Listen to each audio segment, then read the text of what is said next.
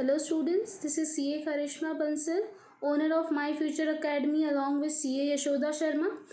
Okay students, अपन लोगों का प्रीवियसली बीएससी में इम्पोर्टेंस ऑफ मैनेजमेंट तक हो चुका था। अब अपन लोगों को नेचर ऑफ मैनेजमेंट से स्टार्ट करना है। ओके, नेचर ऑफ मैनेजमेंट में तुम लोगों के क्या क्या चीज़ें आती है वो अपन समझते हैं। नेचर ऑफ मैनेजमेंट मतलब क्या? आज के टाइम में मैनेजमेंट को बहुत अलग अलग तरीके से देखा गया है। तो मैनेजमेंट एक्चुअल में है क्या? क्या वो एक आर्ट है, क्या वो एक साइंस है, या क्या वो एक प्रोफेशन है? लोगों ने मैनेजमेंट को इतने डिफरेंट कोनोटेशन मतलब इतने अलग अलग व्यूज से देखा है, तो उनको समझ ही नहीं आ रहा कि हम मैनेजमेंट को एक आर्ट माने, हम मैनेजमेंट को एक साइंस माने, या हम मैनेजमेंट को एक प्रोफेशन माने। ठीक है, तो इस वजह से अपन लोगों को यहाँ पे क्या देखना है? अपन लोगों को ये देखना है, पहले अपन क्या करेंगे, अपन समझेंगे आर्ट क्या होता है, आर्ट के क्या कैरेक्टरिस्टिक्स होते हैं।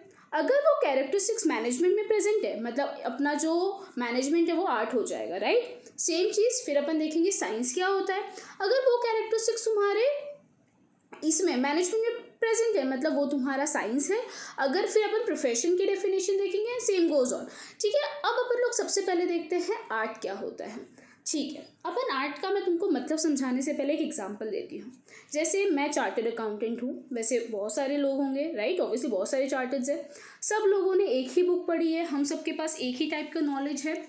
तो क्या हर चार्टर्ड अकाउंटेंट अपन ऐसा बोलेंगे कि हर चार्टर्ड अकाउंटेंट के पास आर्ट्स है? नहीं, आर्ट्स किसे बोलते हैं? आर्ट्स मतलब जब आपके पास जो अवेलेबल नॉलेज है उसको आप अपने तरीके से क्रिएटिवली यूज़ करें, तो वो क्या हो गया? तुम लोगों का आर्ट्स हो गया, राइट। मेरे को भी पता है कि टैक्सेशन के सेक्शन क्या क्या है, मेरे को कलीग्स को भी पता होंगे कि उनके टैक्सेशन के सेक्शन क्या है, पर मैं कितना अच्छे से अप्लाई करूँ, कितना क्रिएटिवली अप्लाई करूँ, वो मेरा आर्ट हो गया, राइट। तो आर्ट मतलब क्या? आइए आर्ट मतलब समझते हैं। Art is a skilful and personal application of existing knowledge to achieve desire result. मैंने क्या बोला कि आर्ट मतलब जब अपन अपनी जो नॉलेज है उसको स्किलफुली और पर्सनली मतलब अपनी तरीके से उसको अप्लाई करते हैं ताकि अपन को अपना रिजल्ट मिल जाए, तो वो तुम्हारा क्या है? आर्ट है। ठीक है, ऐसा बोल रहे हैं आर्ट्स। एक बात बताओ, ये आर्ट्स के लिए मुझे पहले कुछ थ्योरी पढ़नी पड़ी होगी, मुझे पहले ये तो पता होना चाहिए, मैं अगर कोई सेक्शन को अप्लाई करना चाहती हूँ उससे पहले मुझे ये तो पता होना चाहिए वो सेक्शन क्या है। तो उसके लिए मुझे कुछ स्टडी करनी पड़ी होगी, कुछ ऑब्जर्वेशंस करने पड़े होंगे, कुछ एक्सपीरियंस लेना पड़ा होगा। तो आर्ट बिना स्टडी, ऑब्जर्वेशन और एक्सपीरियंस के तुम लोगों को नहीं आ सकता। ओके स्टूडेंट्स, ठीक है, आगे देखते हैं क्या बोला है कि the basic feature of art. अब अपन पढ़ते हैं कि आर्ट्स के बेसिक फीचर्स क्या क्या है। ठीक है, एग्जिस्टेंस ऑफ थ्योरेटिकल नॉलेज। मैंने तुमको समझाया कि आर्ट बिना थ्योरी के नहीं आ सकता। पहले आपको ये समझना पड़ेगा कि आपको अप्लाई क्या करना है। वो अप्लाई करने के लिए पहले समझो तो सही वो सेक्शन के अंदर क्या दिया गया है। ओके स्टूडेंट्स, जैसे कि मेरे को, अब मैं एक चार्टर्ड अकाउंटेंट हूँ, मुझे रिटर्न फाइल करना है। रिटर्न फाइल करना प्रैक्टिकल चीज़ है, ठीक है, बट रिटर्न फाइल कैसे करते हैं वो सब मेरे को मेरे सीए वालों ने बताया था, सीए की बुक्स ने बताया था। अगर मैंने वो थ्योरेटिकल नॉलेज नहीं ली होती तो क्या मैं अभी क्या मैं अपने तरीके से इसको रिटर्न को फाइल कर सकती? नहीं। मतलब हर आर्ट्स एक थ्योरेटिकल नॉलेज पे बेस्ड है, मतलब बिना थ्योरेटिकल नॉलेज के आर्ट्स एग्जिस्ट ही नहीं कर सकता। आपको अगर थ्योरेटिकल नॉलेज नहीं है तो आप आर्ट में कभी भी एक्सपर्टाइज नहीं कर सकते। ठीक है, क्या बोला है? Art presupposes the existence of certain theoretical knowledge. Experts in the respective area have derived certain basic principle which are applicable to a particular form of art. For example, obviously बात है, सबने अपने कुछ बेसिक प्रिंसिपल डेवलप किए होंगे। मुझे पता चल गया कि हाँ, रिटर्न फाइलिंग का ये सेक्शन है, मैंने वो समझ लिया। अब मैं उसको अपने फील्ड में अप्लाई करूंगी तो जाके मैं उसको आर्ट्स बोल सकती हूँ। ओके, तो आर्ट्स फर्स्ट पॉइंट क्या हो गया? Existence of theoretical knowledge. Second point पे आते हैं पर्सनलाइज एप्लीकेशन। इसका मतलब मैंने समझाया, मेरी फील्ड में बहुत सारे लोग हैं, सब लोगों ने एक ही चीज़ पढ़ी है, बट हर बंदा उस चीज़ को सेम तरह से अप्लाई करे ज़रूरी नहीं है। मैं मेरी नॉलेज को किसी और तरीके से एक्सप्रेस कर रही हूँ, मेरे जो फ्रेंड्स हैं वो किसी और तरीके से एक्सप्रेस करेंगे। तो आर्ट क्या है? आर्ट मतलब जब आपकी नॉलेज को आप अपनी तरीके से पर्सनलाइज वे में अप्लाई करो। आर्ट ऐसी चीज़ है जो person to person, individual to individual vary करेगा। जैसे आपको भी पता है कि सन का कलर अपन बच्चे लोग क्या करते हैं? येलो करते हैं, ठीक है, बट बहुत सारे लोग, तुम लोगों ने देखा होगा, सन के अंदर ऑरेंजिश करते हैं, फिर येलोइश करते हैं। तो ये क्या है? ये आर्ट है। राइट। आर्ट मतलब सब इंडिविजुअल से जो वेरी करता है, हर इंडिविजुअल में आर्ट वेरी करेगा, सबके पास नॉलेज है बट आप उसको किस तरह से अप्लाई करो। आर्ट हमेशा पर्सन टू पर्सन क्या करेगा, वेरी करेगा। तो ये देखो वापस पढ़ लो, the use of this basic knowledge varies from individual to individual. Okay students, इतना समझ आया। जैसे कि दो डांसर, दोनों को पता है कि ये हिप हॉप होता है, पर वो कुछ और स्टेप्स करेगा, ये कुछ और स्टेप्स करेगा, तो ये एक आर्ट है। पर आर्ट के मैंने क्या बोला, इंडिविजुअल टू इंडिविजुअल वेरी करता है। ओके स्टूडेंट्स, अब आते हैं थर्ड पॉइंट पे। थर्ड पॉइंट तुम लोगों का क्या है कि based on practice and creativity, art is practical. Obviously बात है, थियोरेटिकल नॉलेज होना और सिर्फ एक्सपीरियंस होने से आर्ट तो नहीं बन जाएगा ना, आपको उसको पेपर पे दिखाना तो पड़ेगा या प्रैक्टिकली लाइफ में अप्लाई तो करना पड़ेगा। तो ऐसा बोल रहे हैं कि आर्ट एक ऐसी चीज़ है जो आपको प्रैक्टिकली अप्लाई भी करना पड़ेगा और आपको उसके अंदर क्रिएटिविटी भी दिखानी पड़ेगी।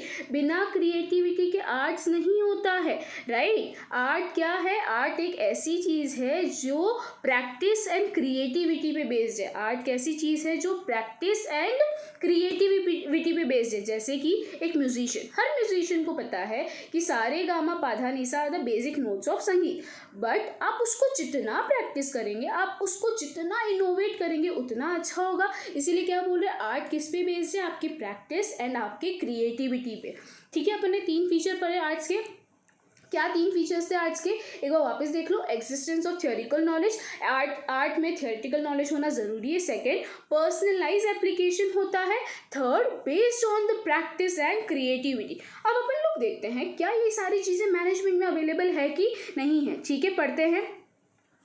अ successful manager practices the art of management in day to day job.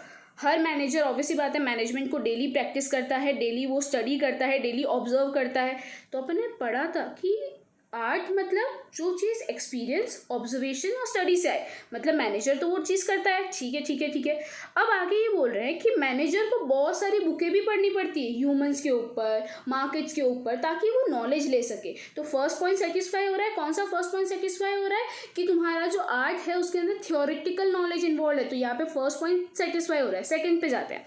Second ऐसा बोल रहे हैं बहुत सारी मैनेजमेंट थ्योरीज अवेलेबल हैं।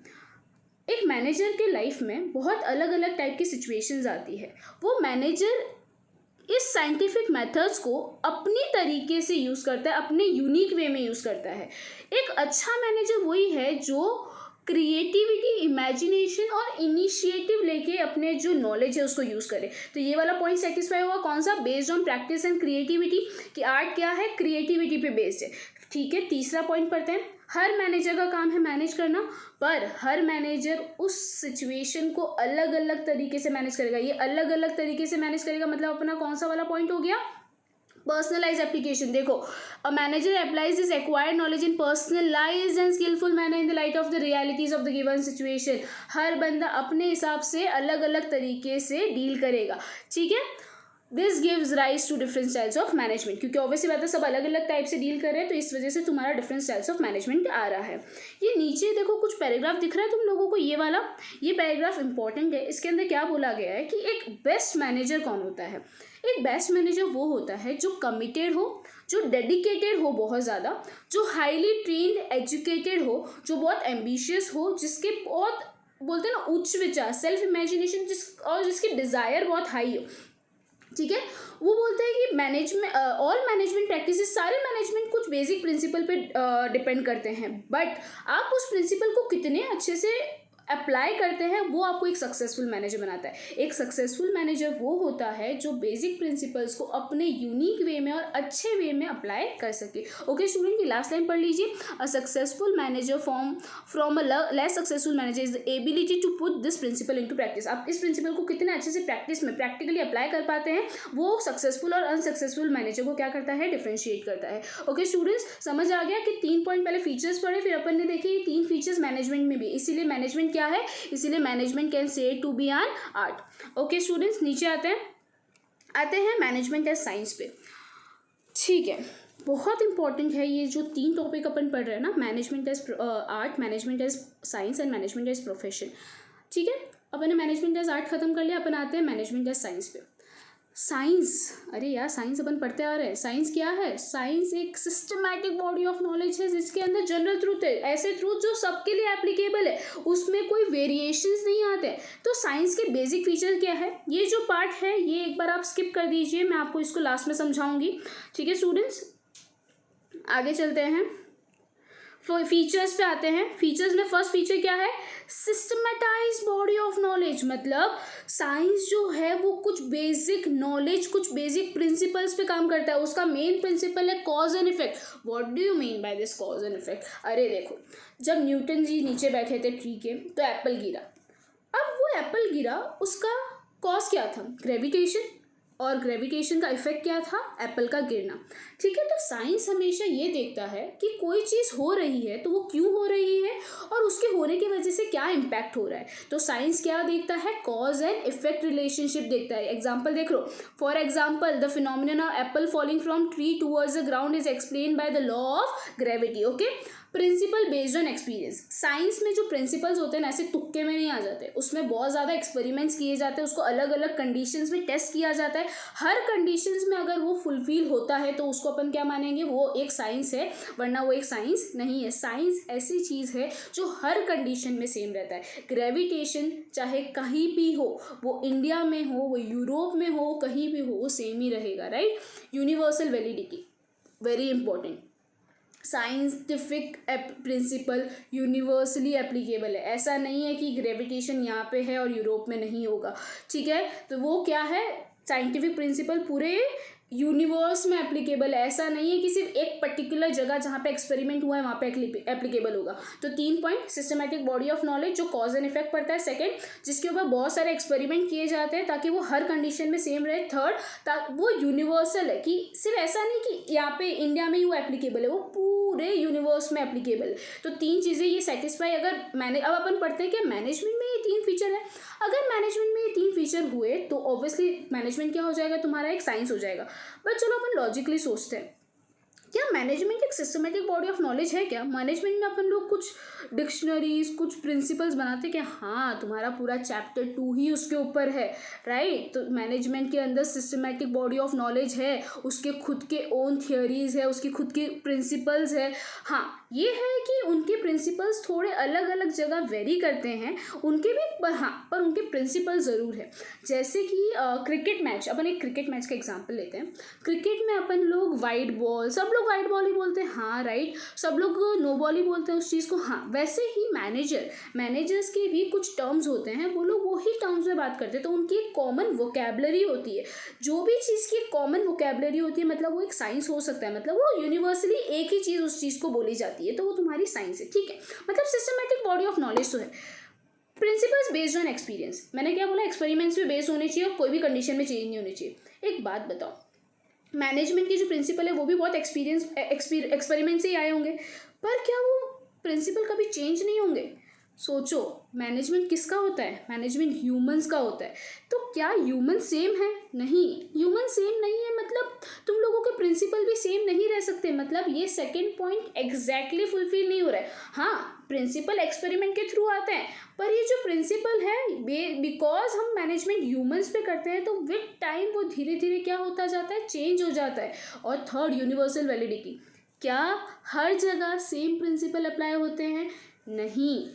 आज यूरोप में मैनेजमेंट करने का तरीका अलग होगा। हाँ, मैनेजमेंट वो लोग भी करेंगे, मैनेजमेंट हम लोग भी करेंगे, बट क्या तरीका सेम होगा? नहीं। साइंस में तो क्या बोलते हैं, अगर यहाँ पे ऐसा हो रहा है तो वहाँ पे भी वैसा ही हो। नहीं, इसमें क्या होता है, यहाँ पे कुछ काम करने का तरीका अलग होगा, वहाँ पे कुछ काम करने का तरीका अलग होगा। चलो पढ़ लेते हैं। ठीक है, first, management as a system, systematized body of knowledge, it has its own theory and principle that develop over a period of time। हाँ, उसके अलग अलग डिसिप्लिन्स है। ठीक है, like all other organise activity, management has its own vocabulary. मैंने तुमको समझाया, उनकी भी ओन वोकेबलरी है, उन लोग कॉमन टर्म्स यूज़ करते हैं, इस वजह से बोल सकते हैं कि ठीक है, उन लोगों में भी एक सिस्टमैटिक बॉडी ऑफ नॉलेज है, उनके पास भी कुछ एक सिस्टमैटिक वोकेबलरी है, कुछ है, तो हाँ वो लोग भी सिस्टमैटिक बॉडी ऑफ नॉलेज है। सेकंड पे आते हैं प्रिंसिपल ऑफ मैनेजमेंट। मैंने बोला पीरियड ऑफ टाइम, वो लोग एक्सपीरियंस के बेसिस पे बहुत ज़्यादा इवॉल्व हुए, पर सिंस मैनेजमेंट किसके साथ डील करता है, ह्यूमन बिहेवियर के साथ डील करता है, इसीलिए आउटकम ऑफ एक्सपेरिमेंट ज़रूरी नहीं है एकदम एक्यूरेट और एकदम सेम है, इसीलिए मैनेजमेंट को अपन इनएग्जैक्ट साइंस बोलेंगे इस टर्म्स में। आया समझ? ठीक है। Despite this limitation, management scholars have able to identify general principle of management. For example, scientific management principle by F.W. Flair and functional management principle by Henry Fayol, which we'll study in the next chapter. ऐसा बोल रहे हैं कि इतने सारे limitations होने के बाद कि हाँ मैनेजमेंट वेरी कर सकता है, तो भी हम लोगों ने कुछ स्टैंडर्डाइज प्रिंसिपल निकालने की ट्राई की है, दो वो भी हर जगह एप्लीकेबल नहीं है, पर स्टिल ट्राई की है, जो अपन नेक्स्ट चैप्टर में पढ़ेंगे। ठीक है, थर्ड पार्ट पे आते हैं।